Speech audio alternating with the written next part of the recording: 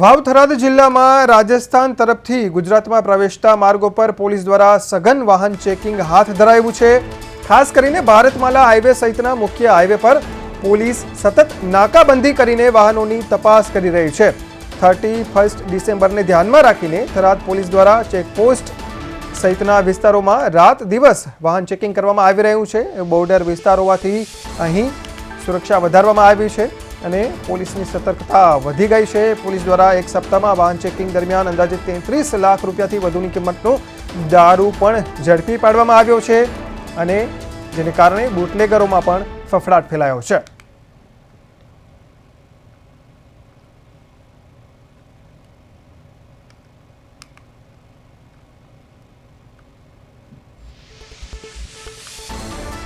તો 31ને લઈને વાવ થરાદ બોર્ડર નજીક પોલીસ દ્વારા વાહન ચેકિંગ વધારવામાં આવ્યું છે। આવતા જતા વાહનોની તપાસ કરવામાં આવી રહી છે। મહત્વનું છે કે છેલ્લા થોડા દિવસોમાં લાખો રૂપિયાની કિંમતનો દારૂ ઝડપાઈ ચૂક્યો છે, ત્યારે પોલીસ સતર્ક બની ગઈ છે। 31 ડિસેમ્બરમાં ઘણી જગ્યાએ પાર્ટીઓ યોજાતી હોય છે અને આ પાર્ટીઓમાં અહીંથી દારૂ આવતો હોય છે, ત્યારે પોલીસ વધુ સતર્ક બની ગઈ છે અને વાહનોનું ચેકિંગ કરી રહી છે। થરાદ પોલીસના વિસ્તારમાં જે વાત્રાવ ચેકપોસ્ટ છે, કાયમી ચેકપોસ્ટ છે, કે આંતરરાજ્ય ચેકપોસ્ટ છે, ત્યાં 24/7 વાહન ચેકિંગ ચાલુ જ હોય છે।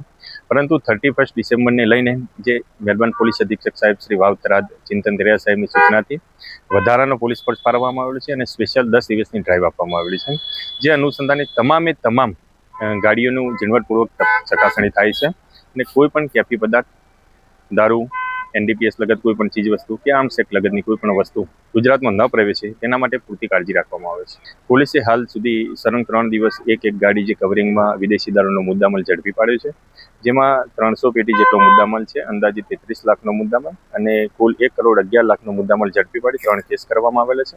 5 આરોપીની અટકાયત કરવામાં આવેલી છે। નંબર પ્લેટ અને જે નંબર પ્લેટ